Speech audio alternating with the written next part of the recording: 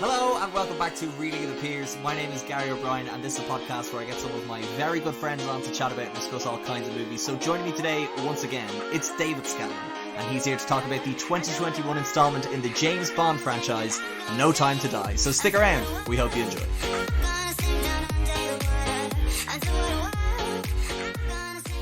David, first of all, I just want to say thanks for coming back, second week in a row. You're a very busy man. You know, you've got a lot on your plate. You've got a packed agenda. Your calendar is full. So to come over here on a Sunday evening is very much appreciated. However, like I said, a very full itinerary. I just had a quick question. And again, it's okay to say no if you don't. But I was just wondering, did you either now or maybe soon in the future potentially have within your grasp some time to die? Yeah, I could die somewhere in the near future. Okay, but right now? Not at the minute, no. You wouldn't have any time to... No time to die. No time to die? No time to die. Oh, right, that's out of the way. I don't know, that's gonna go in at the start? Oh, that's going to the start, yeah. Wow, yeah. Okay. I think it sets it up nicely. That is good, I like that, yeah, no, that's good. Hello, welcome back. If people weren't sick of me before, they're sick of me now. No, that's great. No, I love it. It's gonna get to the stage where it's just gonna be me and you. Yeah. It's gonna be me. Two clinically insane people bouncing ideas off each other. Yeah, is that what Joe Rogan does? Yeah. I thought that's how he got so popular. Yeah, exactly. It's gonna be called the Reeling in the David.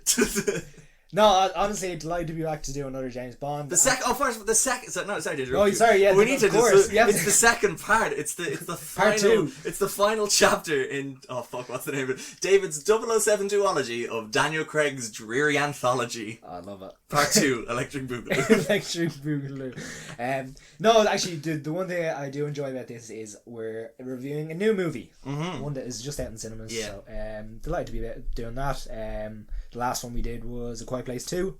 Part 2. Which is good fun. Part 2, sorry, yeah. Which is good fun, so delighted to get back into this with a kind of a look at the whole Daniel Craig series, as well as where we see Bond going into the future. Actually, that was one thing I meant to say. I'd like to do a little bit on that at the end. Oh god, yeah, no, 100%. That'd be interesting. I have the results from the Instagram question. Are we going to be calling any people out? I don't think we're going to call people out, but we're going to be like, oh, here's some ideas. Yeah.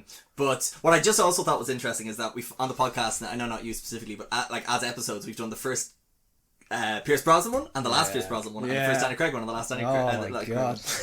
One definitely starts better than the other. No, two of them start very strong. Yeah. Two of them end very differently. Yeah, exactly. Absolutely. So what I plan to do is we won't give any spoilers away. We'll just talk it in a general sense because, like you said, it's a new movie. People probably haven't seen it, and then we'll do a spoiler section then to get into the nitty gritty. But I guess because we haven't talked, first of all we went to a midnight screening of it. That was such a great idea. Midnight. It's the longest James Bond movie of 2 hours and 46 minutes. So I got home at about, because I dropped some people home, I got home at about 3:30 in the morning. I got home at 3:30. I don't think you did. Oh God's sake. I stayed with you. But so it's interesting because I've never gone to a midnight screening before, so I think it's slightly skewed my opinion on it and how I would say I maybe enjoyed the movie. But I guess because we haven't talked about it, so I just want to know, what did you think of this? What did you think of this movie, and then we can get into what it's about afterwards. Yeah, so I did enjoy it. Like, you know my scale of movies. I actually enjoy this. Oh no! Where does it rank? So it's just below the top. Oh! So the one thing I would say is I don't think I could recommend it to absolutely everybody. Okay. And I think the reason for that was, number one, the length. Yeah. And then number two, it does follow on from previous iterations of the previous Daniel Craig Bonds, so you would have had to have seen them all. Yeah. So that was the one thing it fell down on, but everything else was top quality. Obviously, a little few things here and there that I kind of, but you kind of shave over them or whatever. You give them a little bit of a pass and stuff like that. So, but no, really, really enjoyable. I think it's a good end, especially like I was really did not enjoy Spectre at all. I think was a real letdown. So this is obviously a nice way to cap off the Daniel Craig Bonds. It's the Daniel Craig good movie, bad movie, good movie, bad movie, good movie. Yeah, it really is a flow. And this is why they're probably like, no, we're not doing the sixth one. Yeah, can't do it. But no, like really, really enjoyable. In terms of the direction, I can't wait to see what this guy does again. Yeah. Kari Fukunaga. Obviously a huge fan of the first season of True Detective, and what was the other thing he did? I think he did Beast of No Nation. Beast of No Nation, yeah. He has this really cool kind of filming style. Yeah. Everything feels kind of real, hyper realistic, if that makes sense. Like the cinematography is kind of real in comparison to say a Christopher Nolan or even a Steven Spielberg, where things are kind of tinted. Then if you look at the cast was really, really strong. I don't think there was kind of, I think if I was to be hypercritical, I would say Rami Malek was a little bit of a letdown. But I think the reason for that was the character wasn't front and center. Yeah, he wasn't kind of too important to the plot. It was more about kind of Bond and the people on this MI6 side of things. And then it is just an enjoyable movie. Less serious than, say, for example, Skyfall. And Casino Royale. A little bit kind of more what would you say, lighter in terms of the plot. Like it's less believable, if that makes sense. But overall, really did enjoy it. Even as midnight screenings, you saw how cranky I was going in. So cranky. Didn't get much of a nap beforehand, but actually, it was your idea. Yeah, I know it was my idea. It was a really bad idea, but you know, this is you don't go with every idea I give you. But what you call it? Yeah. So I guess for me, this is my number one movie of the year. And I disagree that I think you can recommend this to anyone. I don't think you necessarily would have needed to see the other ones. All of the other ones. I think if you could put it together. Yeah, no, that's fair. No, actually, the one thing that did give me a bit of kind of took me aback was my dad went to see it. My family went to see it, and my dad loved it. Yeah. So like that kind of surprised me because he's a grumpy old man. Like this is the movie.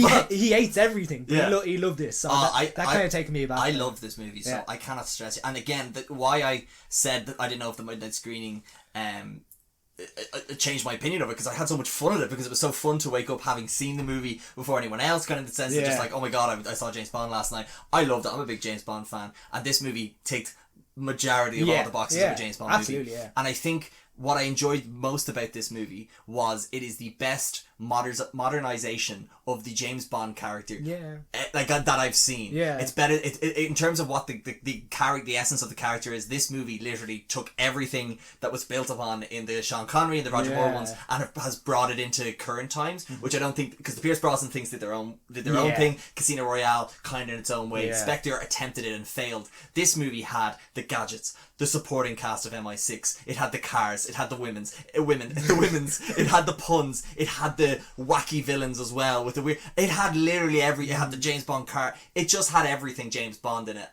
but yet it wasn't dated, and that's what I loved so much about it, because it's the most James Bond movie I think I've ever seen in the cinema. And that's what I loved about it so much. Yeah, so I've actually, a funny point is that for anyone that listened to our last podcast on Casino Royale, pretty much everything we praised that film for gets thrown out the window here. Absolutely. And I say that it doesn't mean that this is a bad movie. It's just so different to that. And then the other thing is the way I've been describing this as well. And some people might take this as a bit of negativity, but if Casino Royale is Batman Begins, Skyfall is The Dark Knight, then this is Dark Knight Rises. I would say it's a step above The Dark Knight Rises, but it's the same kind of idea, formula. Starts super gritty, ends just batshit crazy. Batshit crazy. Bond shit crazy. But and I think it's just such a, and what annoyed me so much about it was I was like, this was for my eyes, just in terms of like the plot and just the sheer scale of everything, it was such a fun adventure that's why it was my favourite movie in the cinema this year, because it just completely just immerses you in the world of James Bond. And what annoyed me about it was like, fuck it, we're gonna have to wait ages for the next one now. It's really annoying, and because I was looking back at some of the old ones, and like the first 4 came out year after year after year. It was 4 years in a row there was 4 James Bond movies, and it's been so long since we had the last one. I was like, fuck me, I'd love a James Bond mission movie every 2 years at Christmas or something like that. That would be such a good tradition. So that's why I was just like, that was the bummer in my head. I was like, fuck, we're gonna be waiting ages for the next one now. Yeah, absolutely, because it's going to become the case now of like who's going to be the next one, who's going to get the directing job. This guy could get the direction job again, but I don't know if he wants to do it. We can talk about that later, because I have an entire section about that. So there's so much to kind of organise before we even think about even start filming. So Absolutely. So I guess, okay, for anyone that hasn't seen it, what is this Jimothy Bond movie about? If you can try sum it up, because it's like I said, it's a very long movie. So yeah, there's a lot going on. the bare bones of it. So it follows on from Spectre, and Bond has retired from MI6. Yeah. He's gone off with his missus. Can't remember her name. Dr. Swan. Madeline Swan. Madeline Swan. But then, unfortunately, something happens in Italy when he is visiting Vesper Lynd's grave, and from there the two get split up, and it actually cuts to 5 years later. Yeah, it's very similar to Avengers Endgame. That was and the Dark Knight Rises. And the Dark Knight Rises. Yeah, actually, that was one thing that really surprised me is that they did that. But and then Bond gets kind of thrust into an adventure where MI6 projects have been stolen by Spectre, and then subsequently by another kind of villain that's kind of in the shadows, and it's his job to kind of retain or try and destroy these this project. And in the meantime, there's a new 007 played by Lashana Lynch. Did you look into no, I which is again is really progressive. A woman, not only but a woman of color, which is really cool. And so they kind of butt heads. And then there's obviously a colourful cast of characters. Ralph Fiennes as M, Ben Whishaw as Q. We have Naomi Harris as Moneypenny. We have Jeffrey Wright as Felix Leiter. And so, yeah, it's kind of just an adventure on that. And then, obviously, the big bad laying in the shadows, played by Rami Malek. Yes. So, I think I hit the whole cast. There might be... Let me check my list. Well, Leah Seydoux plays Leah Seydoux, yeah, sorry. I forgot to mention who else we got here? Oh, Christoph Waltz is back as Blofeld. Yeah, he's kind of cameo character, yeah. Apparently they wanted to keep that secret, but he kept getting spotted on set. Yeah. He kept going outside and they were like, stop fucking going outside. And they had to just announce he was in it. Billy Magnuson is Logan Ash. Yeah. Anna de Armas. Yeah. Paloma. Well, I was going to have a bit on that, because that was one of my favourite bits. I know. Anywhere blows. So yeah, that's kind of the idea. I don't want to add any spoilers to that. There's kind of twists and turns, and everything kind of goes on. So, but that's kind of the vague story, plot. So I don't know. Do you want to talk spoilers, or is there anything else we can say pre-spoiler? Is there anything else? Hold on, sorry, I have some notes here.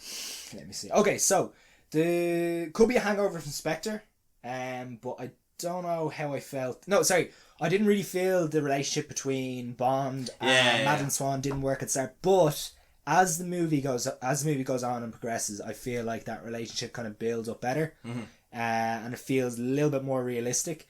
Whereas I feel at the start it was kind of a little bit forced, but again, I feel like that's a hangover from Spectre. Yeah. So I suppose a kind of a non-spoilery thing is the action, because you compare, again, I think it's fair to kind of compare it against Casino Royale.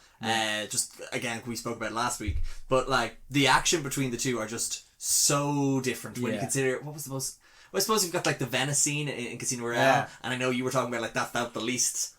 That struck out of that movie the most, whereas, like, that's probably the most similar scene to this movie. Exactly, yeah.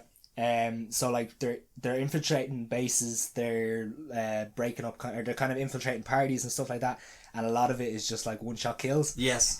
Which again, it works for this, and because there's like hordes of like bad guys coming all the time, it makes sense. Yeah.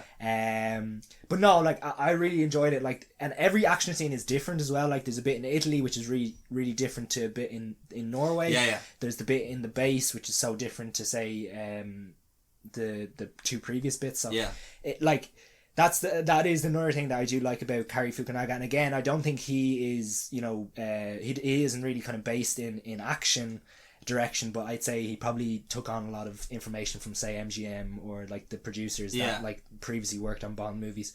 And then as if you want to compare it to previous Bond or previous Daniel Craig Bonds, I think the action in this is far better than Spectre. Yeah. Very, very. I'd probably say on a par with Skyfall, but I feel like Skyfall, that's a different type of action. It's so stylish. The cinematography, I think, in that movie kind of takes over, and it is beautiful. But action kind of takes a backseat to what is beautifully shot movie. Yeah. And then as we mentioned last week, like Casino Royale is kind of an outlier in terms of the action because it's so different. Very, as you say, very similar to that Venice scene. But no, it is enjoyable. Keeps you on your toes. Yeah. We see Bond in so many different kind of situations and stuff like that, which keeps keeps the movie keeps the movie running at a high tempo. Yeah. And speaking of I suppose things that are different from the first one or the last one. Yeah. Mr. Daniel Craig's just general portrayal of the role, I think definitely changes from the first one to the last one. Absolutely, yeah. We see him at the start, and he kind of says towards the middle of Casino Royale, his armor's slightly come down. Yeah. When we meet him first, and then something happens, and that comes straight back up, and he's back to his untrusting, insular kind of character, which we've learned to kind of enjoy. But definitely, like, we see throughout this, he meets different people along his path who help him and hinder him in different ways, and we can see he's so conflicted throughout, which is interesting. But I think towards the end we see he almost has come full circle as a character, which again is strange to see because we're so used to, even if you want to go back as far as Pierce Brosnan, like, that character just seems so the same throughout, if that makes sense. Yes. He's just the same guy doing the same things. Yeah, I can see. Yeah, I don't. The terrored look in your eye. I'm like, I hope he doesn't kick me out. I was gonna say Timothy Dalton, but he didn't get much of a run. No, and then, like, no, but it's different because this Bond did something different where it had an arc. Across all 5 movies, he started off as one person and ended as a different person, and every movie changed who he was slightly. Yeah. So I think that it's fair to say, whereas the Pierce Brosnan James Bond was just very much like, okay, well, here's the James Bond in this scenario, and here's the James Bond. Exactly, there's no arc, there's no growth, but that's kind of something that me and you nearly wanted in a lot of James Bond after seeing a lot of the Daniel Craig ones, because there was always somebody's mother, or like there was always connectiveness, and it felt like they were just really just trying to again link everything, and it was just like, why just have James Bond go on a full mission? But this movie taught us that you could do that, you could do both, and I think that's definitely changed how we think of the character. I know Daniel Craig was talking about, how he's enjoyed playing the character in the sense that like I said, there was that arc, but also, he's a character with flaws, and how as the movies go on he tries to address those, but also it's quite important because the people around him help that. And I think this movie does a phenomenal job of having a James Bond movie be all about James Bond, but yet the people around him are the cast are phenomenal. No one steals the show, but everyone contributes in the correct way, and it's phenomenal. And this is why I applaud Cary Fukunaga. I haven't seen too much of his stuff, but to be able to manage this cast so they all get time to shine, and I literally have great points to say about all of them. Even someone like Billy Magnussen, what the fuck was he doing in this movie? Why was he good? And what he was asked to do? We could talk about a bit of that in spoilers, but I think one of the cool things about this Bond was one of the most well-known James Bond traits is he's a womanizer. Yeah. But yet, when you look at this movie and Daniel Craig's James Bond, his entire there's a scene where kind of all of his support system are in a room, like all the people he trusts, and it's funny to see the majority of them are women. Yeah. So it's funny that this James Bond, although being a womanizer, has actually been able to surround himself with these sort of strong female characters that he's not trying to sleep with, but yet are like there to help him. Yeah. And I just think that's so interesting because that's not something we would have seen in any of the other James Bond movies. Absolutely. And just to go on from that, Cary Fukunaga, another movie that he did was It. So he's It. No, what did he do? He did It. Did what? That, It. No, you got to. Well, I don't know. You didn't say what he did. The clown movie.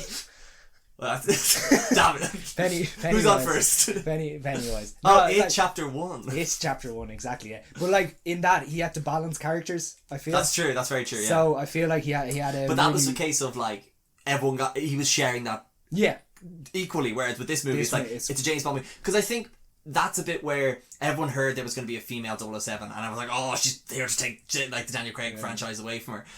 But it's like, it's phenomenal what they do with the character, because if there's such an equal respect between the Lashana Lynch's 007 and Daniel Craig's 007, whereas because Daniel Craig is retired but she's the new 007, and it's like he's threatened by her because she's the shiny new thing who's doing the job that he used to do, but she's threatened by him because it used to be his number, so she needs to live up to his standards.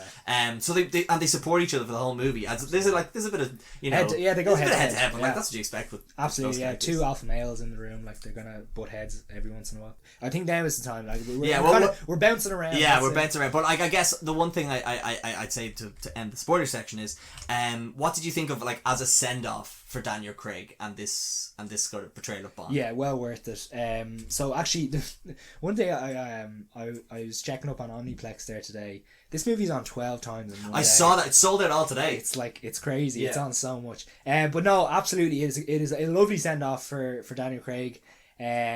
After what happened with Spectre, I don't think he enjoyed that at all.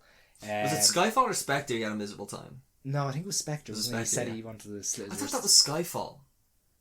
Maybe it was Spectre. It makes sense for Spectre because I know he got Spectre, really badly injured for Spectre. Yeah, he did that thing with Dave Bautista where his Oh, there was that, but he broke his ankle. Yeah. And so there was something where apparently his wife Rachel Weisz was like, I don't want him to do it because he's just in pain all the time, and I don't want to have to see that. And you're like, holy shit, Yeah. that's dark. Yeah, which but look, with the way the movie is gone, it's well, you have it there that the amount of release dates it got, like it's such a long time coming.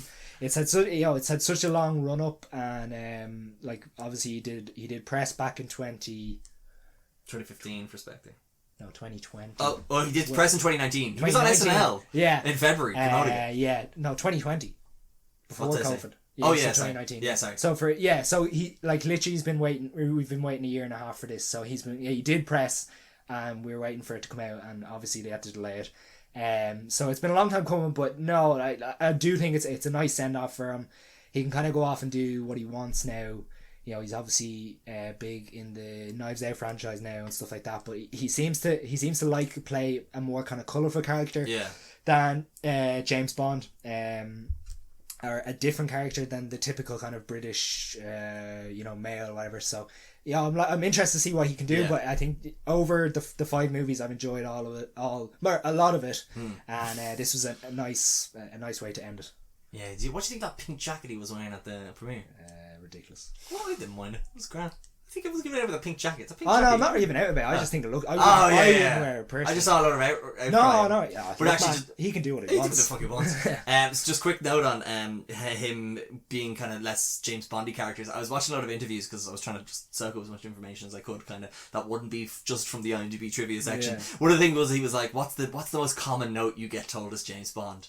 And apparently, Cary Fukunaga, another director, was like, can you just stop joking around and be more James Bond? Apparently, he's just a really fun guy. Oh, yeah. And they come on, be more serious, more brooding. But you see that with all his other roles. Like one of the movies we love was Logan Lucky. Like I think that's one of the most underrated movies the last 10 years. Like I just don't think that movie's got enough love. Him in Knives Out, like some of the bits in that is just a laugh out. The donut. Yeah, or the bit where he's in the car listening to the music. Everything's happening behind him. Like it's so fun. And again, we could talk for hours on this. I could talk for hours on James Bond, but I think it's kind of interesting because he's done the most. I don't know what Roger Moore and Sean Connery and Timothy Dalton were doing, but I know roughly what Pierce Brosnan was doing because I trawled through all his movies from. You praise him. I don't. But I was looking for other movies to do in both of them. Gary, there's a shrine over here. What, the Pierce Brosnan? Everyone's got one of those. But it's the case of, I think Daniel Craig has been great in that he had his James Bond money and wrote like the safety net of that. Where he's like, right, I'm just going to do batshit crazy stuff because I need to like keep it fun for me. Whereas like Pierce Brosnan just did other James Bond-esque roles like the Thomas Crown Affair and Mamma Mia. Well, that was after James Bond. But okay, right. Let's get into. Do I have anything else? Yeah, let's get into spoilers, will we? Yeah, super. Oh God, yeah. Hey, everybody, watch out! It's spooky, scary spoiler time.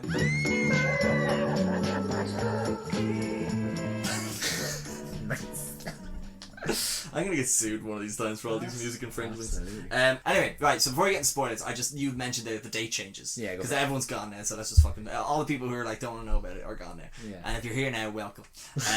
What do you think of the spooky, scary noise? So, DM me on Instagram. Let me know if it's still worth it. So the date changes. So it was originally set for 2019 of November. Yeah. Then it moved to February 2020. And then it moved to April 2020. So the reason for those changes was, remember Danny Boyle was supposed to direct this? Yeah. So that was to do with delays with Danny Boyle having the disagreements, so the filming got paused, and then so that's why I had to keep. So that's why it moved to April 2020. So to think we actually could have got this in 2019 if Danny Boyle didn't left. However, much different movie. Yeah. So on the 4th of March, then it got delayed until the 12th of November in the UK and the 25th of November in the US. Yeah. Then on the 13th of June, keep in mind it's in November, then it's now moved to April 2021, and then on January 2021 it's moved to October, and then in August, then they moved it back to September. So I if I'm counting here right, I think it had about 8 release dates, but it changed with the US and the UK a lot. Yeah. So it was it was a crazy time. It is that movie that I'm sure. Actually, that's the other thing. This is Universal. Yes and no. It's MGM, but it's distributed by Universal. But no, was that not originally by Sony? It used to be by Sony. So what happened was MGM had a deal with Sony to do the first 3. So the first 4? No, the first 3, and then Universal did the next 2. Okay. And the reason they were able to get so much money from Universal is because Skyfall made $1 billion. So they were like, hey, you're going to take us in for this. But anyway, Amazon's bought MGM, so who knows what we're going to get now. Yeah, because that kind of took me by surprise at the start when I saw Universal. Oh, maybe no. This is the first Universal one because this is the first because I read the trivia. It's the first Daniel Craig James Bond movie not to have the Columbia symbol. Yeah. So that kind of took me by surprise. But again, this is as you say, this is $1 billion, not $1 billion. It's not guaranteed $1 billion, but this should make serious bang. It should make serious bang, and like you can understand why they wanted to release it instead of like on a Disney Plus or something. Hated that. Yeah, I'm so glad I haven't seen it. Yeah, absolutely. It is an event, and as I mentioned before, like 12 screenings in one day. Like that's people outrageous. People are going to see. How am I going to see my cop shop? How am I going to see? Malignant or that? How am I going to see that Aretha Franklin movie? That's just simply too long for me to care about. Okay, right, we're in. Spoiler. God, Gary, give her a bit of consideration. Exactly. Yeah. What you want, baby? I possess it. Anyway, maybe that's what I should do. Just start instead of putting in like copyrighted songs. I record my own discount versions. Right. Okay. We okay. So speaking of discount versions, I'm on a tangent here. We're not going to talk about the movie. No, yeah. Because you know the way we like to do the whole. Well, we steal it from another podcast. We listen to about the whole No Time to Die. Yeah. I have a T-shirt that says there's simply not enough time for James Bond to die. Oh, he does die. Spoilers. Spoilers. James Bond. I was actually going to ask you. Do you want to just go up with the big spoiler to start? Yeah, we go with the spoiler. What do you think about James Bond dying? Yeah. So I think it's probably fair. So actually, I meant to look that up. Do you ever get that in a movie where a character is like almost invincible? Like they're almost not like invincible, but like they know they're not going to die. Yeah. And then it comes a stage where it's towards the end usually. They've just saved the day and then something bad happens. Yeah. And then they know they're going to have to make the greatest sacrifice to save the day. And there's a point where he's opened up the shields. We've all seen it. He's opened up the shields, and he says there's like a 5-minute window before the torpedoes hit. 9 minutes. Or 9 minutes. Okay, sorry. And in those 9 minutes, he's just coming to the conclusion that he's going to die. Yeah. And I really enjoy that because you see these incredible characters, and the for some reason the ones that come to mind are on do you know that Meteor movie? Armageddon, where John McClane goes down. Yeah, John McClane. Bruce Willis goes down. He knows he's going to die. Yeah. He's just like, he has to save the day. I actually didn't see that movie. Spoil it for me now. Don't bother. It's not great. But it's the same concept, and he's like he's just a superhero guy. Like everything he gets hit with. Or another one is like is there one with I mentioned it earlier is Batman in The Dark Knight Rises. Yeah. Like he has to just make that great sacrifice, and he's opened his heart to everyone who's been on the journey with him. Yeah. And I feel like it was a nice way to end, and he could kind of just sit on the top of that roof and just know that everything he's done has made the world better. Yeah. Everything, and he's leaving it in a better place than he picked it up or whatever. So yeah. I enjoyed it. I see you make sense, but yet my instinct reaction. No, is but I can understand. Yeah. See, I didn't like it, but I didn't. It makes sense for the character. I think maybe I just didn't like how he died. Yeah. I don't know. There was for me, it's like I've watched. We were talking about earlier. This is the 25th official Eon produced James Bond movie, but there's 2 other official ones. So if you include that, I've seen 27 James Bond movies. Yeah. And this is the only one where he dies. Yeah. So for me, it was just so strange to be like, not that he doesn't die, but I think it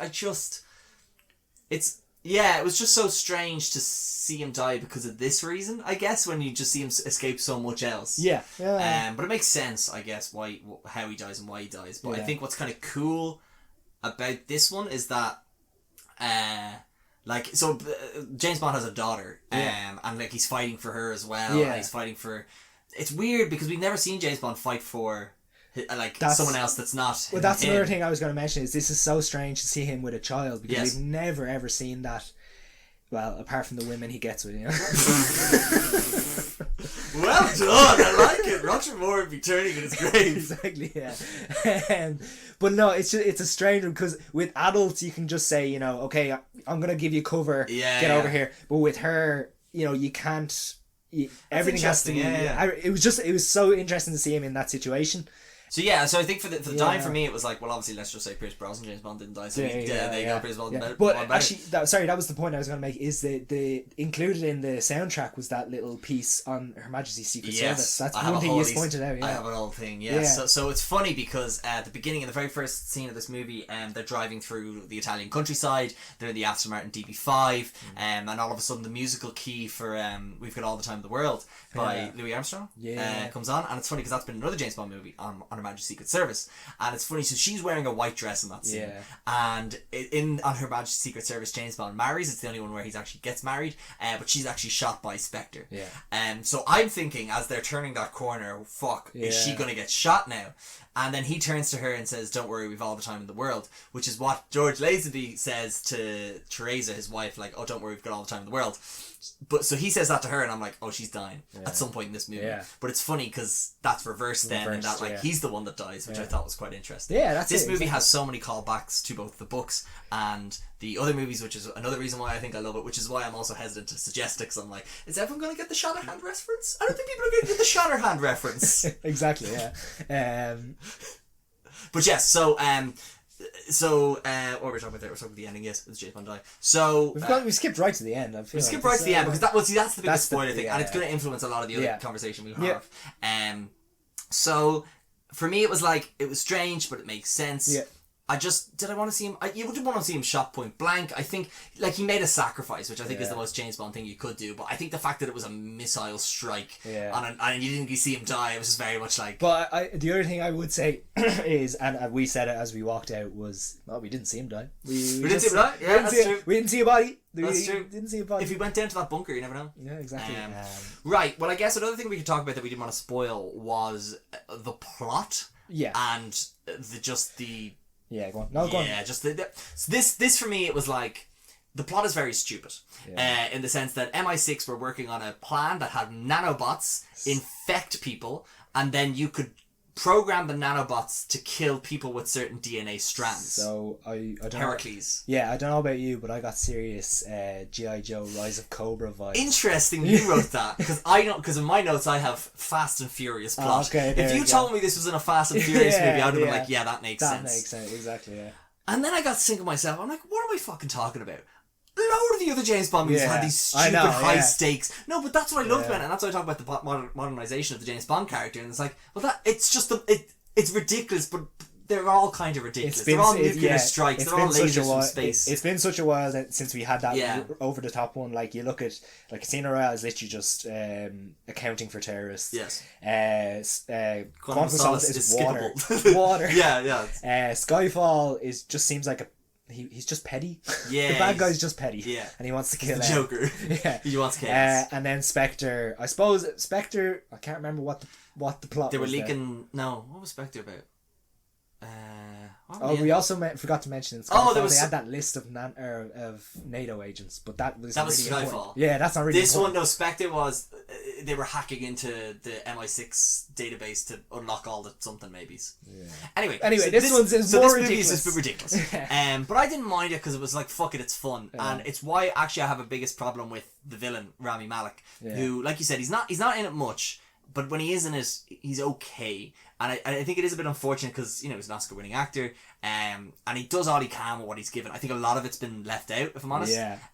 It is a 2 hour and 46 movie, and I think he got shafted. Yeah. And I think the threat of his mission is more interesting than his character. So what you're saying is release the it's too long. It's too long. I couldn't give a shit. That's fine. No, he's fine. He's grand. Yeah. Like this movie wasn't meant to be about the villain. No, exactly. In any way, he's a cliche villain. He has the scars. He has that weird speech pattern where he's like, as a child, it's just an accent. as a child, my parents were killed. That's just Rami Malek. That's not anything. But no, he's a plot device for the heroes in this movie. A little bit like, say, a Marvel movie where Yes, they take very a little true. bit of a backseat. It's a bit like a Ronan the riding. Accuser. Yeah, backseat role for ourselves to focus on the heroes and stuff. So. Yes, very true. But that's so. Am I trying not to go on too much of a tangent? So this movie is quite very similar to You Only Live Twice, which is basically about the movie is James Bond. James Bond is sent to Japan to make good relationships with the Japanese division of the spy agency, but they're like, oh, but we actually have this mission for you to come and help us with. There's this guy living in a castle. He has a garden full of poisonous plants, and people are going to kill themselves there. He's called Dr. Shatterhand, and can you go and kill him? But what we then realise, it's actually Blofeld pretending to be this guy called Dr. Shatterhand. And in the meantime, James Bond has to learn how to be Japanese. It's a very weird, outdated plot. But what's interesting in it was, he actually hits his head spoilers for the book You Only Live Twice. Oh. He hits his head really hard and gets amnesia and actually falls and then becomes married to Kissy Suzuki, and they have a kid together. Yeah. So it's actually, so in the books, James Bond does have a kid, except he doesn't know about it in the books anymore. Because anyway, he goes off. Anyway, it doesn't matter. So what I thought this movie could have done, and I thought would have been better, was they brought back Christoph Waltz as Blofeld in the last movie, gets imprisoned. Make him the villain for this. Don't introduce someone like Blofeld is meant to be the big James Bond villain, the be all and end all. In the books, his arc is across 3 books, and the You Only Live Twice one is the last one. There's also one more book after You Only Live Twice. It's garbage. So like for me, You Only Live Twice is like the last James Bond story, nearly, in a way. And for this being the Daniel Craig one, I'm like, have Blofeld break out. Have him go off to this island. Like I would much rather have another Blofeld thing, and that's why Bond has to come back into it, because like Blofeld's game, you're like, fuck it, I'm going out and I'm killing Blofeld. Because I think otherwise, having to introduce Rami Malek's character, you do take too much time. Yeah, what's his name? Rami Malek's character's name? Safin. Damn it! I thought you would have been, because I was like, fuck, I forget. So that's why I think I was like, it's not Rami Malek's fault. There's just too much other shit going on for his character to have any space to breathe. And like that's it. Like we get the whole thing with Mr. White killed his family. For some reason, like they were on that they were part of that island, weren't they? They were making plants that kill people. Yeah, and he Mr. White killed the family, so Safin comes after his family, who includes Dr. Swan.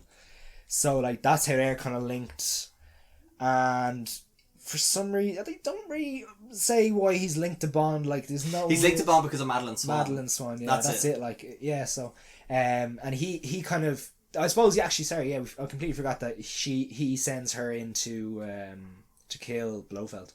That was cool. That was cool, yeah. A lot of tension that scene. Yeah. Because obviously, what happens? If you've seen it, she has the poison on her, and then Bond touches her. So then you think, okay, then the poison is also on Bond. So did you see that coming at the end, where Bond would get poisoned with the nanites programmed to? I saw that coming. So that's another reason I felt like him dying kind of made sense. Like life would have been for him. Because he had seen what life would have been like with Madeline and the child, like, and that. Yeah. I don't think he'd be able to survive without it. Speaking of just to kind of make sure we cover nearly everything. So one of the cool applications, I guess, of this virus thing we saw was that party in Cuba, and where Spectre think they've programmed it to kill Bond, but turns out Rami Malek's character Safin has got ahead of them and reprogrammed it to just kill the Spectre agents, and that's a fucking cool scene. That is so cool, isn't it? Yeah, and like. Because I couldn't really I don't know if like you figure it out as you're watching it, like that. This is what he's done, because obviously the scientist. What's that scientist's name? I was getting serious Boris vibes off that. David Denick plays Valdo Oberchev. Yeah, because I was getting serious. Yeah, wasn't it? Yeah. Boris, or whatever his name is. Yeah. But I like that mad scientist. You wouldn't see that in the other Daniel Craig ones. I'm glad they brought that back. The guy from Outnumbered is in this. That was jarring, wasn't it? Hugh Dennis. That was weird. Yeah, comedian, yeah. I'd say that's just one of those cameos. I love that though. It was great to see. I was a big fan of that. But no, like, and sorry, that's one of my favourite scenes, and one of the reasons for that is that you get to see the wider world with Ana de Armas. Oh, don't get me started on how phenomenal that character is. It's so interesting. Sorry. Like, just her coming in, and this is like her first mission. And like, I don't know about you, but I got vibes that like, she's kind of out of her depth at the start. Yes. But like, she's down in those vodka martinis, and as we discussed last week, those are difficult to drink. But then she just starts kicking ass. And then I did hear on one review where people were like, she shouldn't be able to fight in those dresses. I'm like, fuck off. What She's are you an talking? agent. Well, number one, so it's okay for Bond to fight in a tuxedo. In those teeny tiny little suits of his. Little suits of his, and she can't go around. No, And so, fuck off, she's badass. that was bullshit. But no, absolutely beautiful scene. Like, Again, breaking out and trying to get away from Lashana Lynch's character as well. Yes, cool. Also another thing I just want to talk about the Ana de Armas character is Paloma. She's in this movie because she worked with Daniel Craig on Knives Out and was like, I want to include her, and it makes sense because her part's so small. Yeah. It's a shame it's so small, yeah. And it's actually kind of, if we come back to it in the end when I talk about what I want to see from this franchise moving forward, she plays a heavy part in what I want to see going forward. But that whole scene in Cuba is fantastic, and I think what opened my eyes to this movie was just the sheer practicality of everything. Like that structure that falls at one point. That's like everything just feels so real.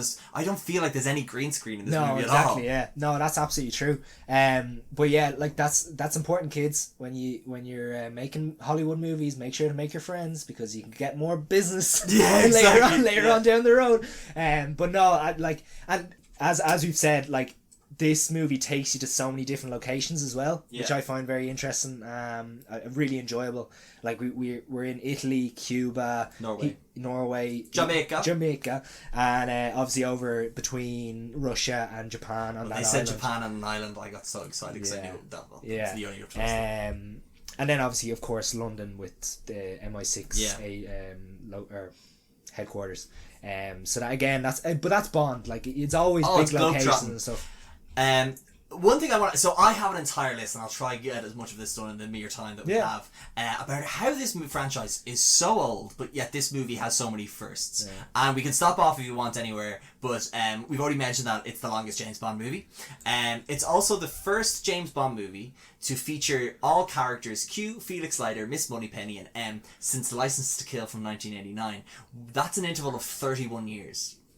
Yeah. Cary Fukunaga is the first American actor to direct an official James Bond movie, but also the first director of an Asian heritage to direct a James Bond movie. That's very progressive. I am pinging off this for another reason. But I have the list, so I'm going to go down it in order to try and get through as much of them as possible. With this film, Phoebe Waller-Bridge is the second female screenwriter credited on writing a James Bond film after Irish screenwriter Joanna Hardwood for both Dr. No and From Russia with Love. Yeah. I did like that they brought in your one Phoebe Waller-Bridge. I think like they obviously pinged a lot of ideas off her. She's a little bit more kind of lighthearted, so they obviously had a very serious script at the start and gave it to her to kind of. Apparently, they had 4 going into production. Yeah, so, which is just ridiculous. I think she probably did a good job of punching up some of the dialogue.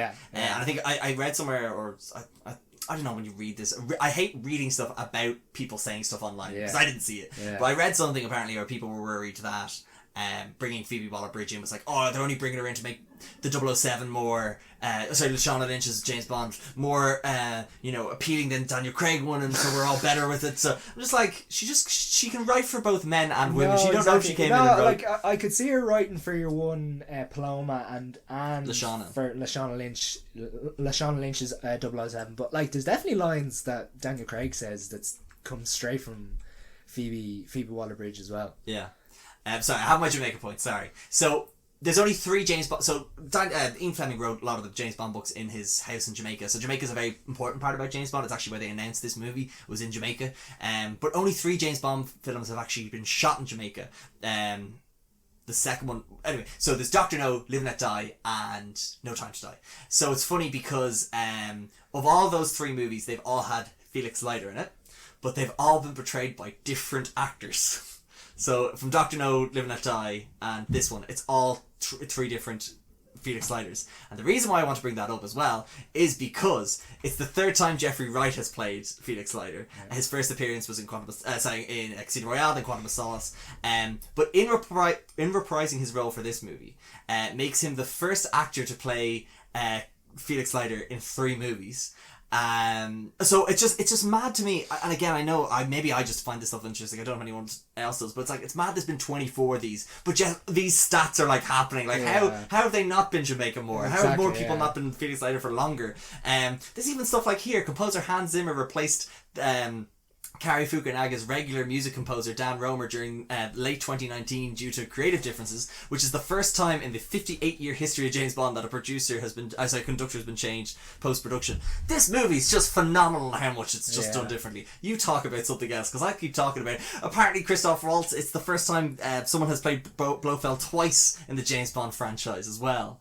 Really? Yeah, because it was a different actor each time. Okay, yeah. What else? Yeah, when he blew up his face, he is a different actor. Yeah, it's the first time, it's not only to do with James Bond, but it's the first time that a movie has won a Grammy for a song and the movie hasn't come out yet. Yeah, that was interesting. We have to talk about the music. Oh my god, this is going to be so long. And this is not a first, but it's just interesting. Rami Malek is the third consecutive actor to play a Bond villain to have won an Oscar, and he's the fifth actor overall to do so. Previous Bond villain actors include Benicio del Toro, who was in License to Kill, Christopher Walken, who was in A View to a Kill, Christoph Waltz for Spectre, and Javier Bardem for Skyfall. I think I'll stop there because I'm just going to keep going on.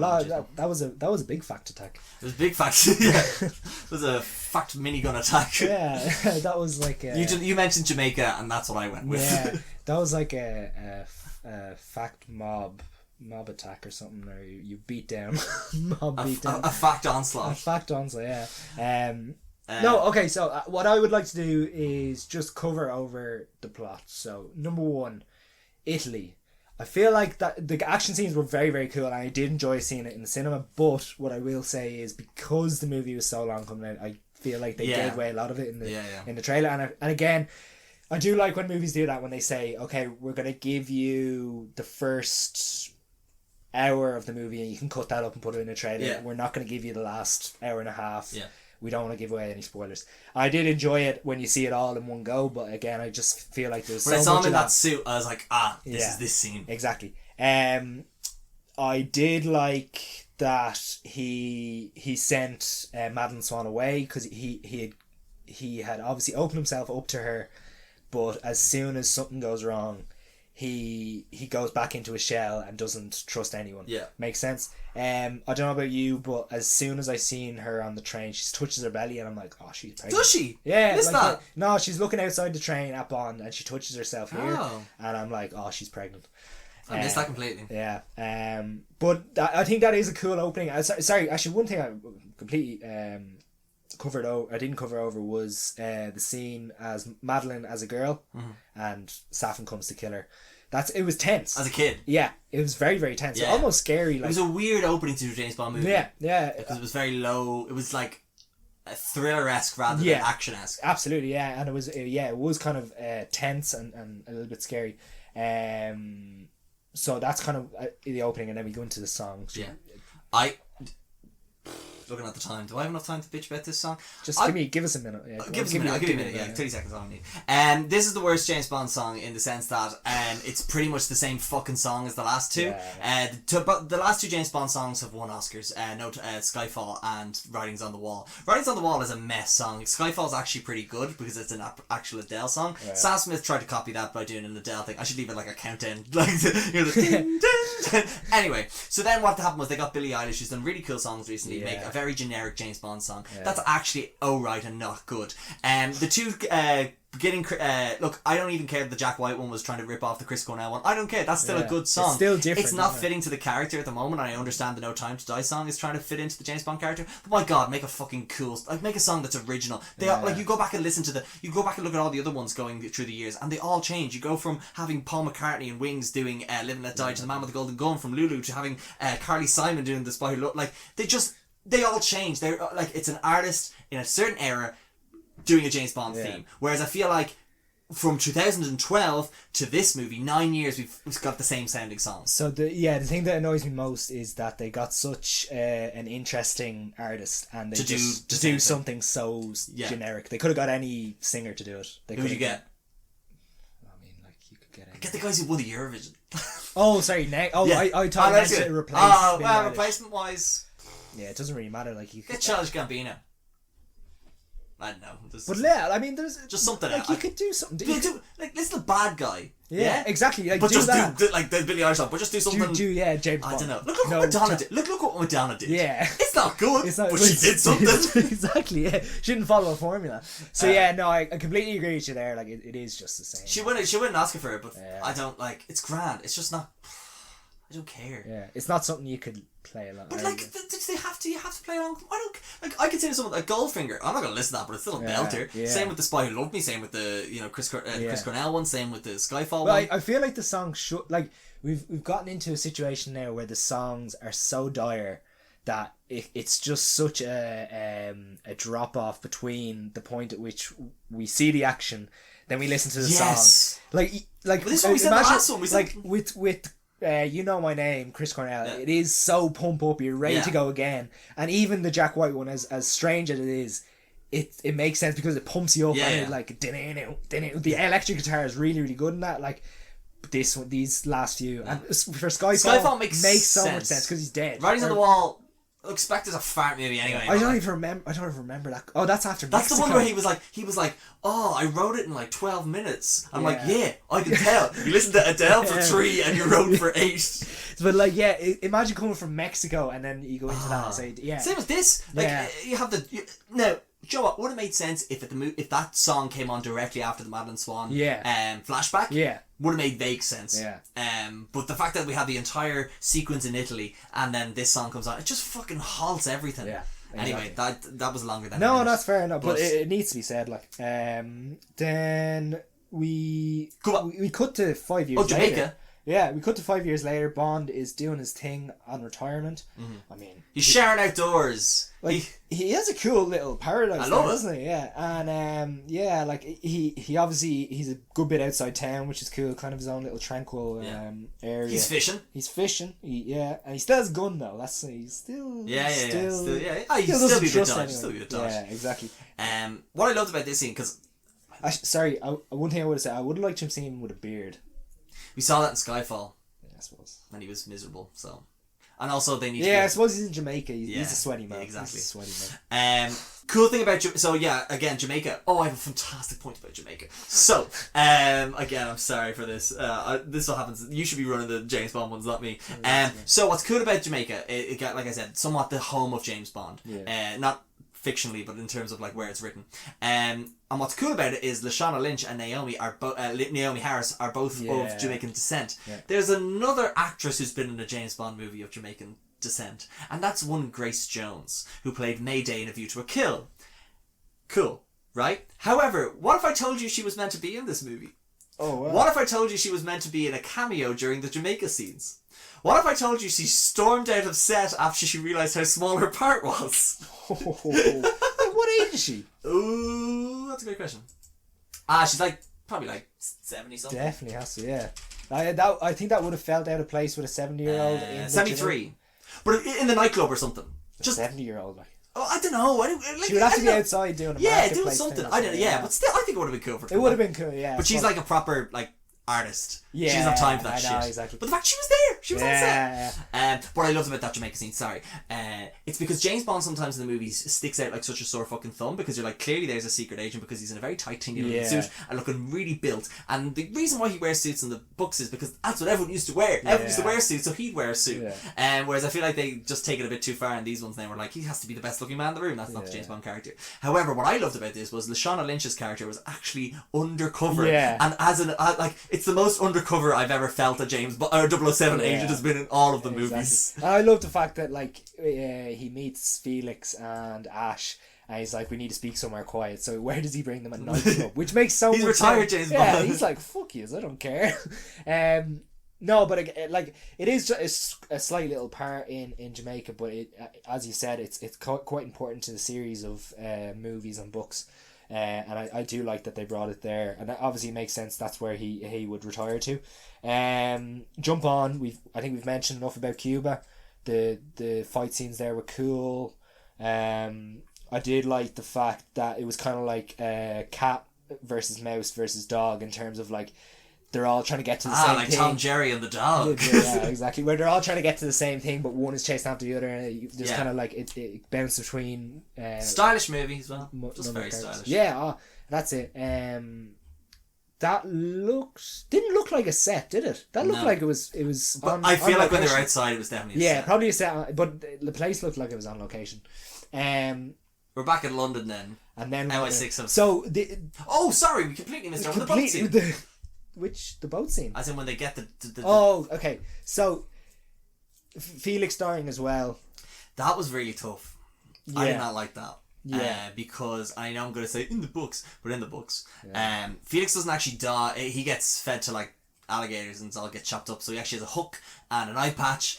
And I thought that's what they were going to do with the character, and I thought that would have been cool to keep him around and have like the, you know, be physically injured, but still like that's cool about the books is like he's still injured, but he's still able to like he has the same mind.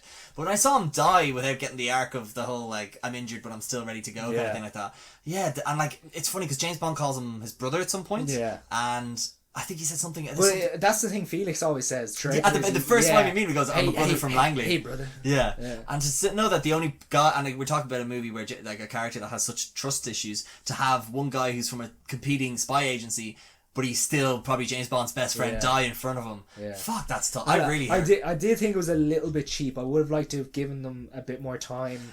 But I think they needed stakes quickly in this game, in this movie, to be like anything could fucking happen. Anything could happen. Yeah. Billy Magnuson.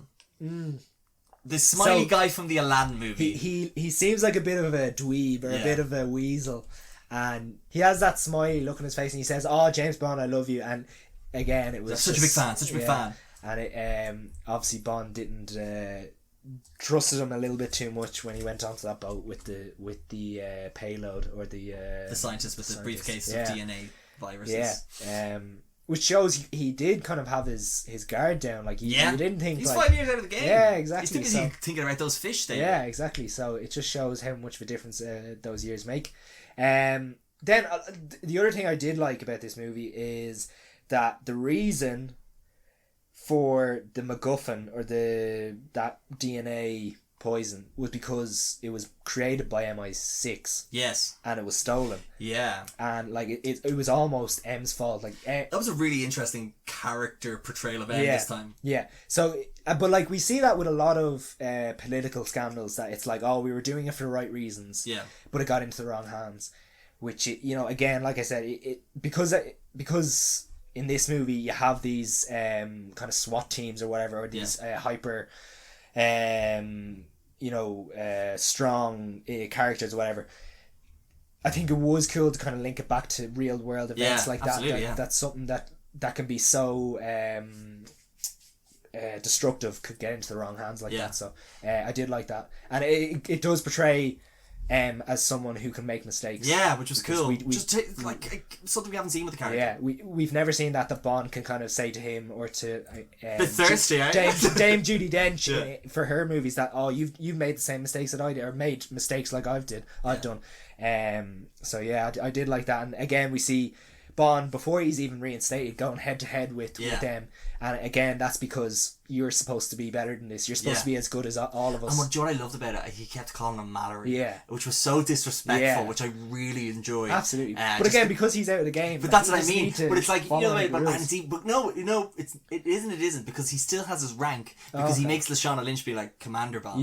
So he knows rank and order and stuff like that, but he still calls Mallory and not Sir, which I think is just so disrespectful. It just means like he's just so like, you have fucked up so much that we do not have time for pleasantries. You fucking moron. Stand closer to that new Aston Martin so we can get that product placement. Product placement, not too big of this movie. No, I didn't. Just a couple of Dynamites. Actually, 6 of Dynamite. I'll get to it when we get to the scene, but the Toyota. We're running out of time here. Yeah, I know. We'll get to it. Make this a two-parter. Exactly. No, we'll get to it. Don't worry. So I'm literally just going through the movie just to highlight some bits I enjoyed, or highlight bits that I think need to be kind of called out. So we go next to the interview with Blofeld. A cool tense scene. Blofeld knows how to push Bond's buttons, and that's the one thing again we missed in Spectre. Like I didn't think we got enough of that. Yeah, which I think he would have been cool as the main villain for this. Exactly. Yeah, I would have liked to have seen more. Even cybernetic eyes. Like how wacky is that? But they brought it back in. Exactly. Like, one of the villains has a cybernetic eye that Blofeld can like see through and see what's happening, and that's Blofeld's in prison, but he's able to see everything that's happening at this party and seeing everyone die.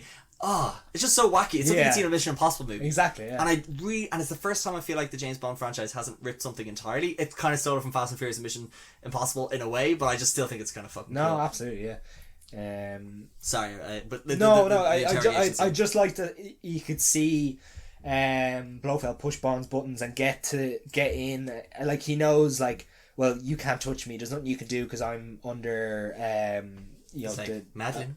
Yeah, exactly. I'm under the protection of the British government because I'm in jail or whatever. But again, as I mentioned earlier, that scene where the poison is on Bond, it's just a case of when he's going to. And the fact that he doesn't even he strangles him, Yeah. as in he tries to kill him, Yeah. but then actually does. Kill him, yeah. And actually Tanner is another character. Rory Kinnear, playing Tanner. I know we've gotten in previous movies, but again, he got a little bit more of a role in this as well, which was enjoyable because he's a good actor ever since the first episode of Black Mirror. Oh yes! I've always just seen him as the Prime Minister. Interesting. Yeah. So that again, it's a short scene. Yeah. It makes sense for the movie because again, he doesn't know who Safin is yet, and it's it's an investigation. He's going through the threads, trying to figure out where, say, Spectre made mistakes in when all their agents ended up dying. So how much of a fart were they in the end? Like, when in the sense of they didn't have the rights for Spectre for years, and they finally get it back, and it was such a fart. Yeah, it was so disappointing. Yeah, it is. But look, I think for so long they've just called it different names. I know. But what I love. And I know I'm going to shoot in the book. It's literally that's the main overarching villain for all of them, and then they finally bring the. It's like imagine them fucking up Hydra in the MCU kind of way. Like they did that so well, but it was just such a fart. Yeah, and that's why I think wouldn't it be cool if Bond took down all of Spectre at the end of this movie rather than I suppose it was cool to see that scene. Yeah, I suppose again it's a balancing act. Yeah. So. Norway. What do you think of Norway? Norway. This was an enjoyable scene, and again, this was. Almost as much style as it was substance because it is beautifully shot again. He goes to Madeline's house and he meets her daughter. Mm-hmm. At the time she says something. She says she's not yours. No. Doesn't she? Yeah, I think she does. She says something the wording, maybe it's like she's not yours.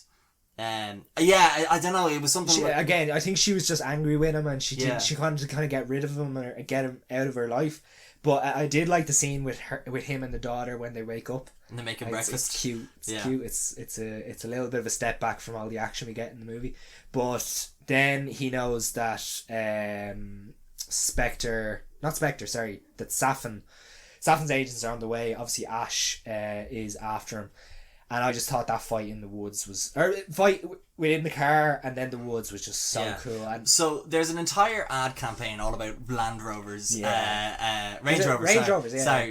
Rovers being the best, fastest car, and that's what the villains are driving. But James Bond just gets this old rickety Toyota Jeep and is bashing those lads off the road. Absolutely barreling through. It is the closest thing we get to the James Bond in a tank in Moscow scene from GoldenEye. The one thing I couldn't understand was why they got out of it. I was like, just stay in it. This is indestructible. This is almost as good as the Aston Martin at the start of the movie. But no, again, I just loved again the ingenuity of Bond when he's out of the car. That he uses the tow rope. The tow rope, and then shooting the gun in the air to lure people away. And then obviously when he meets Ash again, this just shows how much Felix meant to him. And just how much of a cold killer like Bond can be. That the car is hanging just on the tree, and Ash, you could save him if you wanted to, but he almost pushes the car over just to kill him. Hey, you wanna know a little callback to another movie, Dave? Go for it. So in For Your Eyes Only, he does the same thing. Oh, he does. He kicks the guy in the car, and it was the same thing where this guy had killed James Bond's friend, and the car is going off the cliff, and it's like losing balance, and James Bond just kicks off the cliff. It's like fuck you. So this is very similar to that as well, which I really enjoyed. And then, but I thought that was a great use of the environment. Yes. With the entire mist. I don't know who the fuck did the fucking stunt planning for this movie, but it's really fucking good from really every use of even the Italian stuff. Also, did you see that bit when they're driving around the corner in Italy and you can see the roads all wet? I think that was the scene where they had to spray all the Coke. The Coke Zero or Diet Coke on the street or something. That was interesting. But the whole action in this is just so well thought out, and the end. Oh my god, this is the base stuff. We haven't even got the base stuff yet. Look, I think we're going to spend the last few minutes just talking about the base. I think we've covered everything else. I think that's necessary. The base stuff, David. What about the base stuff? This is the first time we've seen Daniel Craig infiltrate a base, is it? Fuck me, you're right. Yeah. He infiltrates the He opera. infiltrates the hotel, but I don't think Neither of those are a base. It's not a base. It's not like a Sean Connery infiltrating a volcano or a moonraker. Yeah, that's true. Yeah, that's true. Yeah. So yeah, it was cool to see. We've gotten so used to Bond this Bond just barrel through people, just like not be subtle at all. Whereas this was a little bit more kind of like secret agenty, if that's an adjective. And again, working alongside Lashana Lynch's 007, which was very cool. I didn't like that she gave the number back. No, she shouldn't have. No, I don't think she should. I was just like, hold on to the fucking number. I feel like that line was just added in, so that she's not 007 by the end of this movie. Yeah, exactly. So that they have a get out of jail free card if they want. But like, this is it. Like, they only have 9 numbers. Yeah. 9 numbers. You're not going to be 000 and you're not going to be double. Yeah, 000, double. So 10, like, I mean, you can't just like, you can't retire a number. No, so I was just like, you can't retire a number. I was just like, shut the fuck up and keep your number. It's your fucking number. You've earned it. And I feel like that was a little bit against character. Like, for so long, she was just butting heads at him, and then she decided. I feel like it was added late in just to appease audiences. And another thing I just thought was really funny was that she said she was in this for 2 years, whereas like when you compare what she's been through in 2 years versus the Daniel Craig. I don't know if you watched Jeremy Johns. He mentioned that straight away. He was just I mentioned to you this after the cinema. Oh, did you? No, sorry, Jeremy Johns. You confused me with Jeremy Johns. No, Jeremy Johns just goes, "Oh, you've been in this for 2 years. Well, I took down a terrorist agency." Did I not say this to you? Oh, did you not? I said this when we left the cinema, I'm pretty sure. Oh, maybe you did. Maybe I mixed it up. Yeah, I only know so many black-haired people with beards. Yeah, exactly. Shut on about movies. I'm gonna rewatch that video. I said that whole thing to you in the car. No, maybe you did, yeah. Okay, it was in between John doing a horrendous Saffin accent. For some reason, he was Dutch. He's a Dutch boy. Yeah. But no, and again, I thought it was really cool that the lake or the river was there, and the people are just like standing in it with the nanites and the nanobots. Another James Bond go over. It's very similar to Dr. No. Yes, it is. Where it's all this radioactive water and the people in the full like suits, and it was rumored that he was actually going to be playing Dr. No. Of course, and I'm glad he wasn't in a way, but it was very similar to James Bond infiltrating the base, people in the rubber suits. I don't know, we didn't get that fight scene between Dr. No and James Bond. Do you know that the scuffle? Yeah, the scuffle. It's just that's a horrendous fight. Okay, we've moved a lot on from Roger Moore karate chopping people. Exactly. But the base infiltration is great. I love the two of them working together. Q's involvement. We haven't even talked about Q, David. Yeah. Q gay now? Maybe? I don't know. Q has there's a bit where James Bond shows up at his house and it's great because it's just like, I love After hours.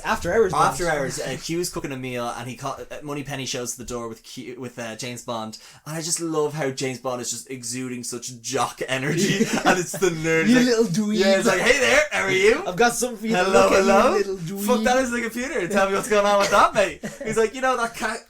The cat. Yeah. I love that it's a hairless cat and he goes, those come with hair, right? Yeah. I don't know if that was a callback to Austin Powers and all and the hairless cat and that. I like to think it was. I just love he's walking around, he's touching everything. Yeah. And it's great because it's a bit sorry, I know we're talking about everything ever, but I love there's a bit where James Q just picks up the USB and goes, where has this been? And he's like, I don't know, and he goes, I'm gonna put it in the not connected to the internet computer, because obviously he's learned from Skyfall where he connected it to the entire MI6 framework.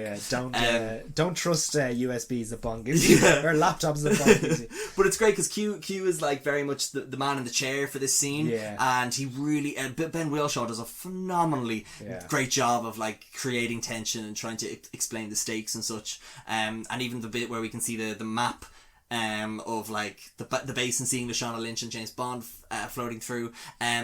One of my favourite bits of this entire thing was when they break in to this room with the scientist in it and they plant the explosive, very golden eyes, and Bond is on the radio to Safin and he goes, I gotta go upstairs and confront Safin now, and he goes and he's like, says to Lashana Lynch's James Bond 007, Naomi is her name, is it? Nomi says to Nomi, it's like threaten to blow the place up, and she's like, we don't have enough explosives. Like, they don't know that. Exactly. And I love that, which makes so much he's sense. Bringing his bluffing back from Casino Royale. The man loves a bluff. He loves a bluff. Exactly.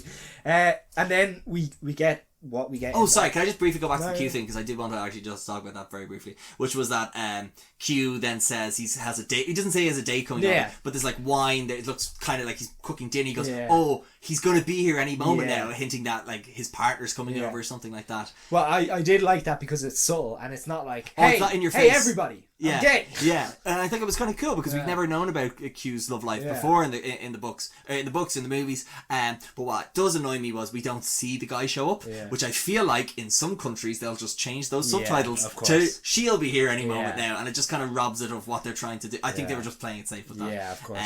But look, more representation in a James Bond movie, which is great to see across the board. Progress. Getting there for a franchise that's known for its bigotry. It's getting there. Been a while but look, the James Bond character is flawed, and that's the whole point. Yeah. So anyway, I think that's important to say. But this whole base scene, sorry.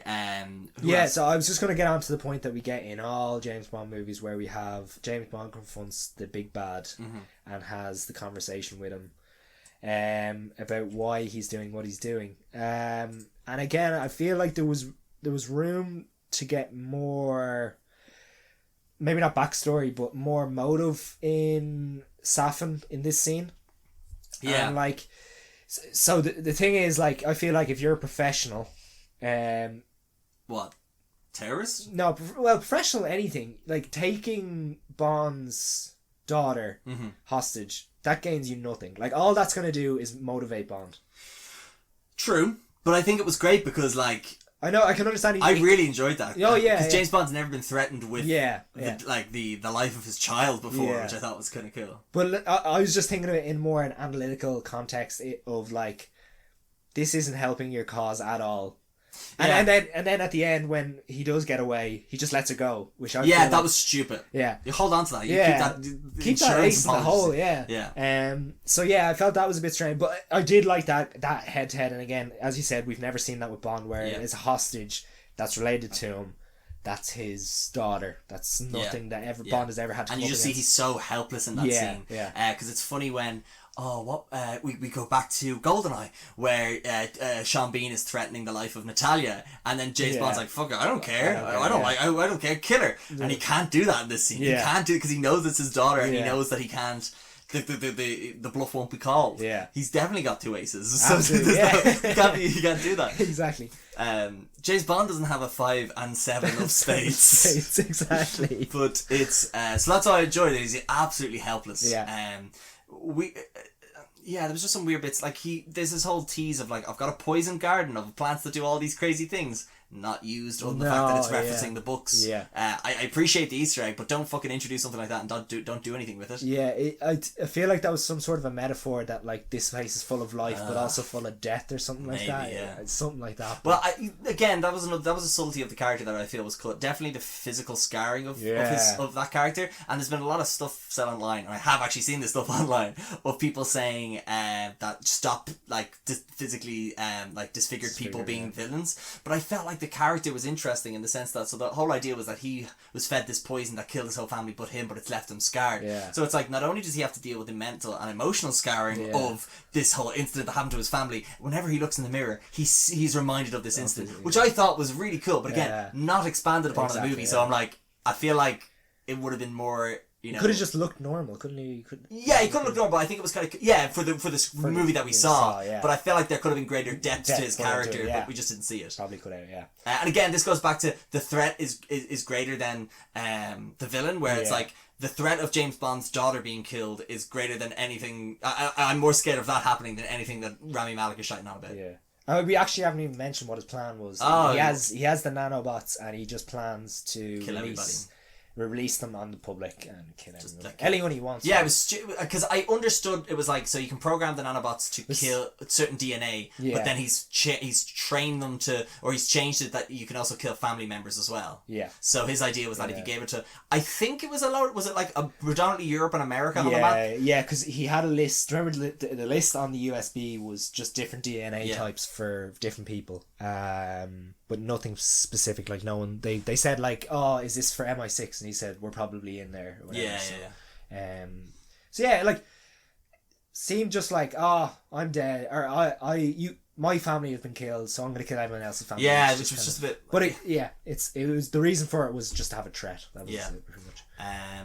And just another bit, we'll talk about just the puns in this movie, and I'm something here. Puns are great. I love that they're back. I love that they're a bit cheesy in it. It's great. The worst one is probably the one Naomi says to the scientist who's trying to be all racist now, where he's just like he's like groveling. That was a twist, wasn't it? That was a real turn. The scientist who was kind of funny for the whole thing. Yeah. You think he's good because he doesn't kill James Bond, he kills the Spectre agents. Then he goes off with, Billy Magnuson's Ash, and then he's working for Safin, and you don't know exactly what he's doing, but then you realise, Lashana Lynch's Nomi captures him, and then she's like, come on, we're taking you out of here. And he's like, no, please don't kill me. He's like, I could, what she was like, I can try and save your people or something. I can reprogram not to kill all your people. Yeah, and then I was like, okay. do you mean my family or do you mean my race? Yeah. And then she kicks him into this vat of acid or whatever, and she goes, this made no sense. She goes, hey, what time is it? And he's like, I don't know. And he goes, and she's like, time to die. Yeah. It came out of nowhere. I see, it would make sense if that was hinted at somewhere else before, but it's just an excuse. It's just an excuse to say the line in the name of the movie. Yeah. Right, but anyway, how this all ends where I don't think... we kind of went over that. Yeah, basically James Bond orders a missile strike on the plant to blow it all up, and he has to open the blast doors, but what happens is... Also, sorry, that action scene where he's going... Up this fucking stairs. That's Kerry Fukunaga 101. Yeah. One shot, up the stairs, the shadows, the grenades dropping down. Yeah. It's a beautiful scene. We obviously get a barrel scene before that. We get a barrel scene before that. Love that. It was in the trailers. Beautiful. Yeah. No, that whole staircase scene. It should be in.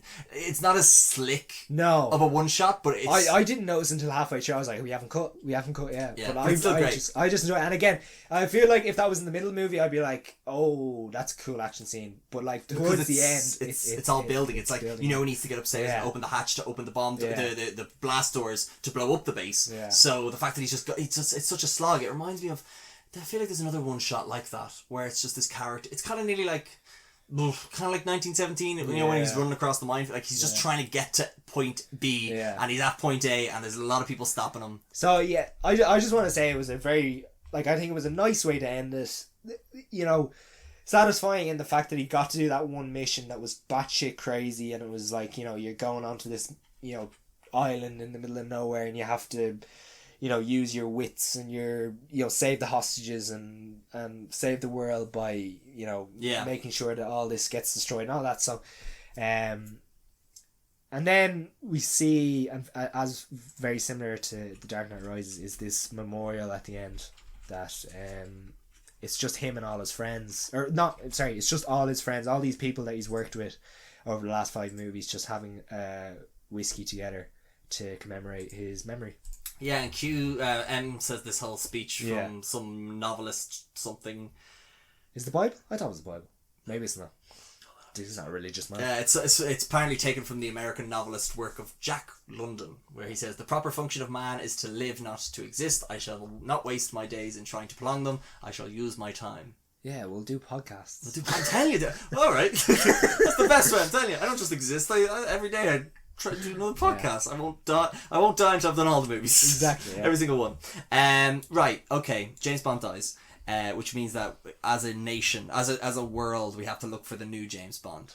Oh, sorry. Actually, that was the other thing. I did like that it wasn't this big memorial. That was what the yeah. Like because he's a secret agent, he can't be like, oh, front page news. Do you want to the book? Oh no, really? In the book, M writes an entire. Hold on.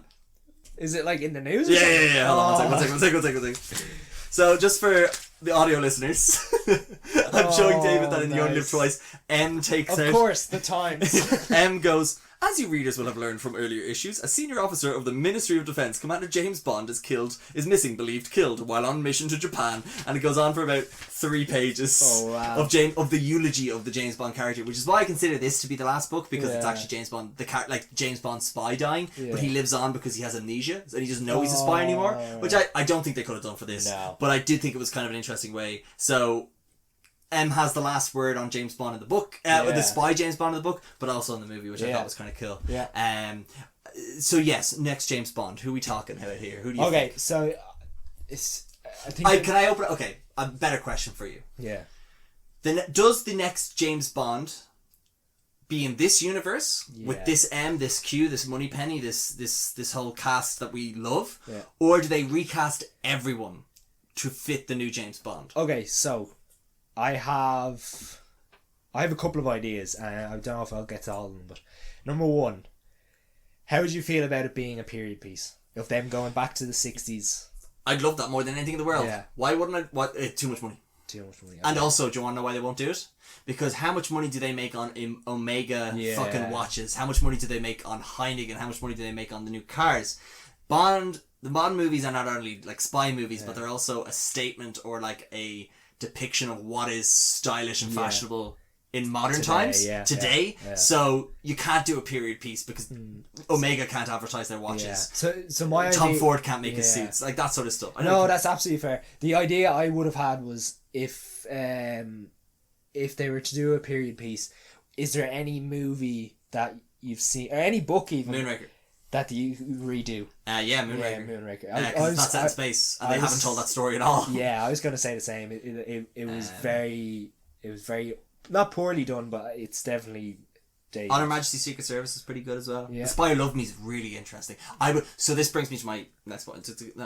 If they were doing that, I think it would be great. What I'd love to do, and this is not, they would never do it in a million years, but what I would love to see happen is Amazon have bought James Bond. Amazon Prime is a streaming service, a subscription service that they are trying to promote. I would love for them to do a series, but do it like a 10-part series as they cover each book for an hour, let's say. I don't, like, you can try and narrow it down as best you can. Or maybe you can't, I don't know. But I would love a new James Bond for each episode. And that's why you can put anyone in the role.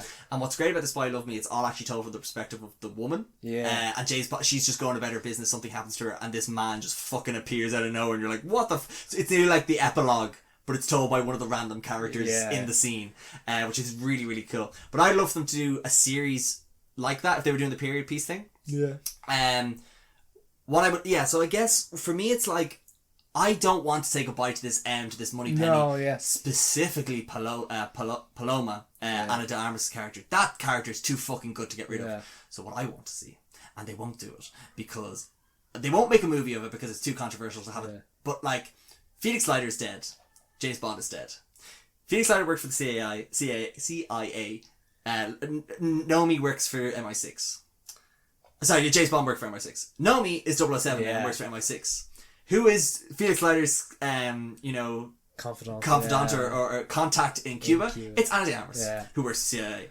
How fucking class would it be a team-up movie, Lashana Lynch's 007, Ana de Armas's Paloma, as fucking just... they can't do... They should be able to do a movie for it. It just won't... People will just reject it too quickly. Would you call it 007? Oh, yeah. Fuck it. 007 and... I don't know what you'd call it. I think it's something... Like, obviously, but like... They're not James Bond and Felix Leiter. They're just...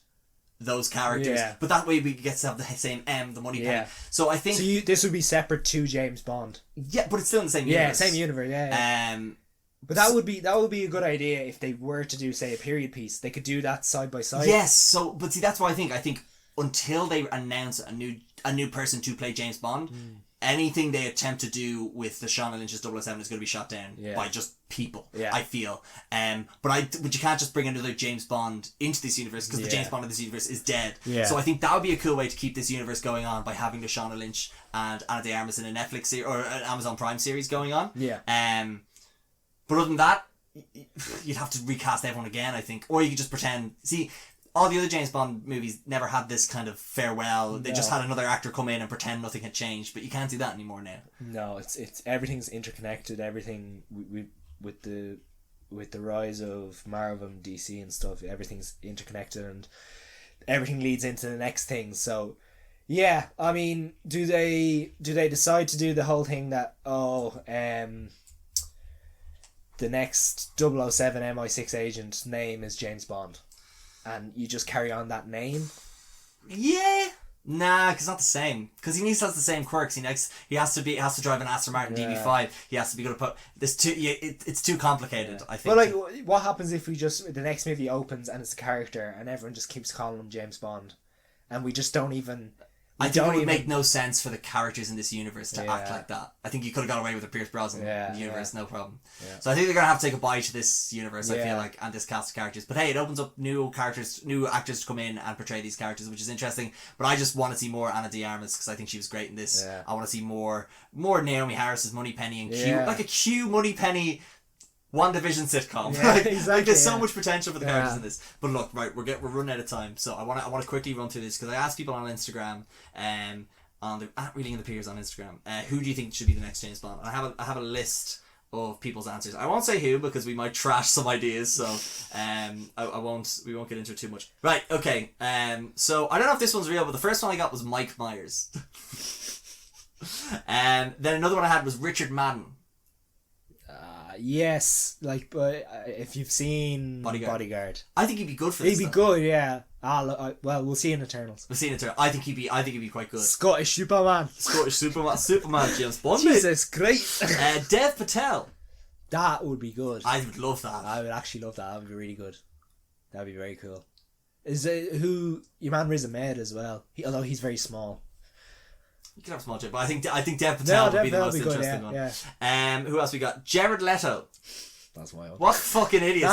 That's my. What were you thinking? Yeah. I just know how much you hate him. Yeah. Someone says you, Gary. Yeah, I can see it. My favourite answer: Pierce Brosnan again. Wasn't me, swear to God. That was absolutely Luke Evans. Oh no, too old. Renee Jean Page. Yeah, you mentioned this last week, I think, didn't you? I haven't seen him in a lot. I've seen him in Bridgerton. He could be interesting. It would be, yeah. Again, I would like to see him go down that route of someone that's relatively unknown. Yeah, but, it's difficult these days. Everything's so... Joe Cole from Peaky Blinders. No, not even gonna entertain it. No, Look, he's a good footballer now. This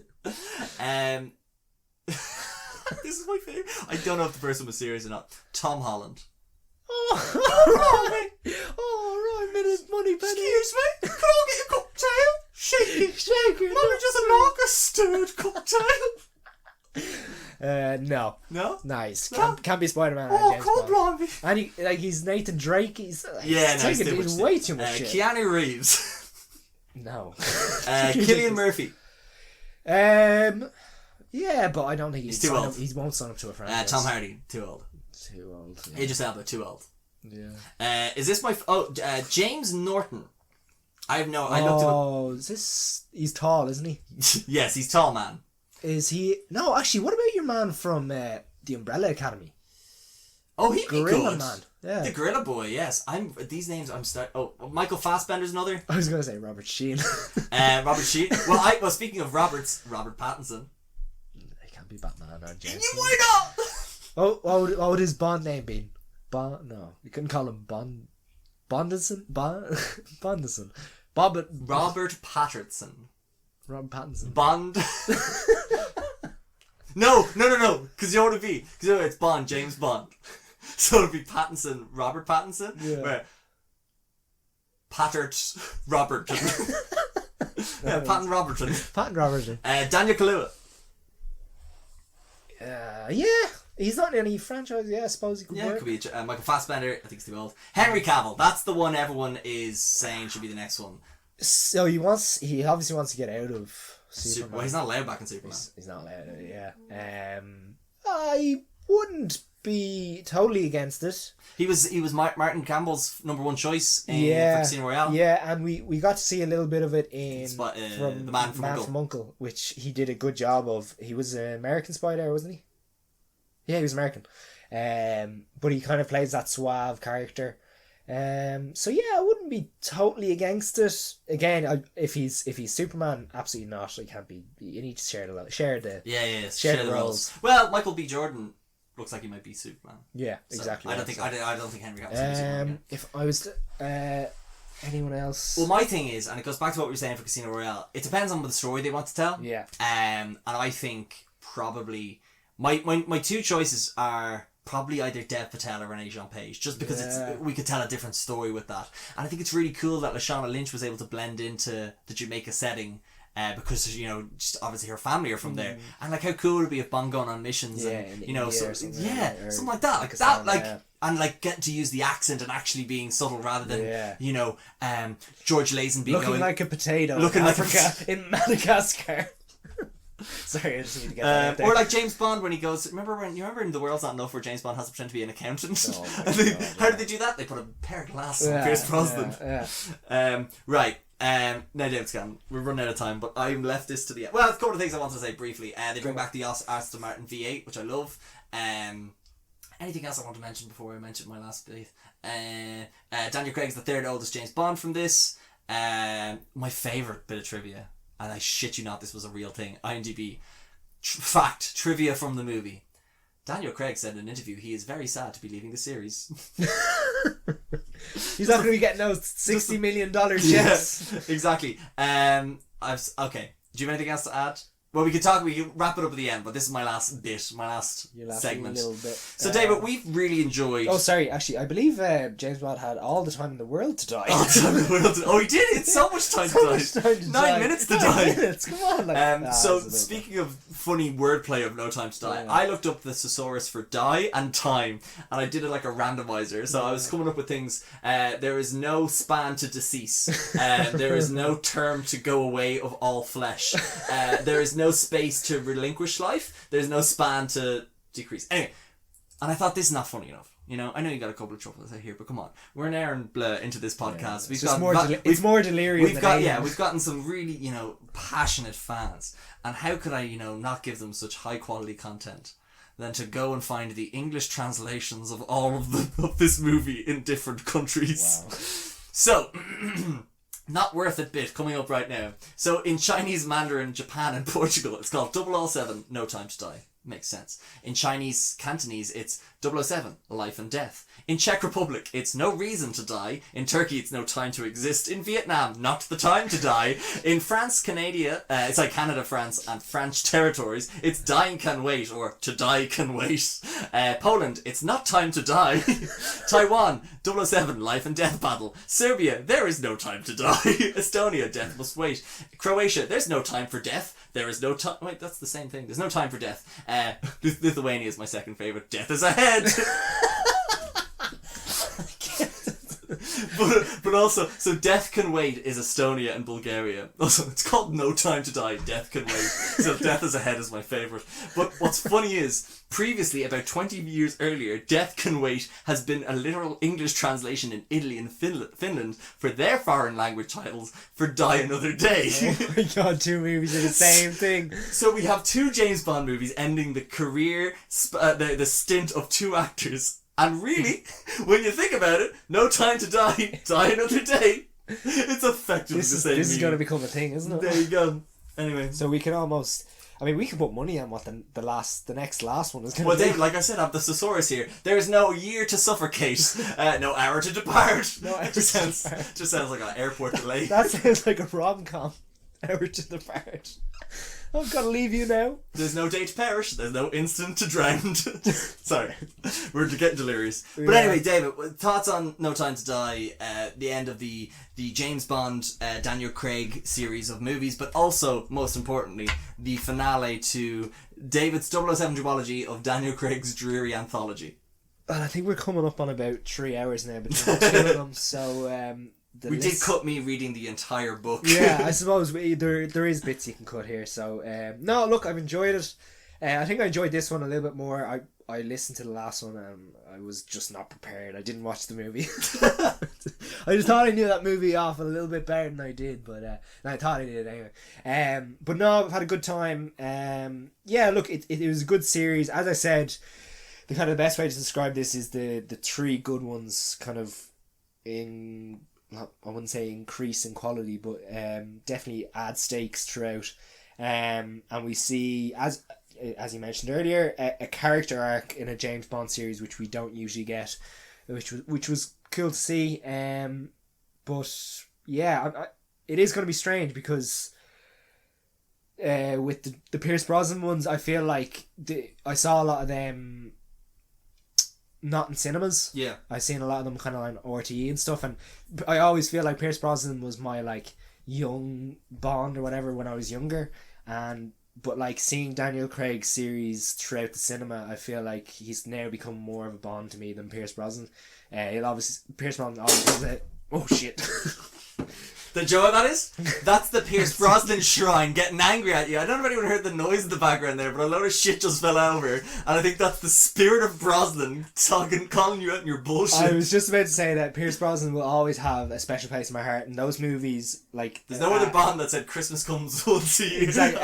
As ridiculous as those movies are, I always enjoy them and I always put them on if they're on RT, if they're on TV or something. But it was a different kind of experience seeing these movies used throughout the cinema and over a 15-year span. Longest stint as James Bond. Yeah. So yeah, no, absolutely enjoy, and I absolutely enjoy talking to you about it, especially this one because you have so much facts and information to tell me about. So much of which was probably cut. I do feel a lot more informed about James Bond after doing these. Do you want some of the books? You can read some of the books. Look, stop trying to pin your books off on me. I need the space. Exactly. Pierce Brosnan trying. I'm trying to grow it out. trying to take over the room. But no, look, overall, a nice way to end it. And as we said, we look forward to seeing what direction they go next. Yeah, absolutely. Yeah. Well, again, David, thanks for coming on and doing this. I want to thank anyone who's listened to this or any other ones. If you want to know when new ones are coming out, you can follow @ReadingThePeers on Instagram. You can follow on Spotify. Subscribe on Apple Podcasts. And I guess the only way to end this is the proper function of a podcaster is to not live, but to podcast. I shall not waste my days doing actual productive things. I shall use my time to make podcasts. I don't know, I'm trying to steal the quote from the other movie. That was brilliant. Yeah, just end it. Bring it home, Gary. Pierce Brosnan, the best James Bond. Bye.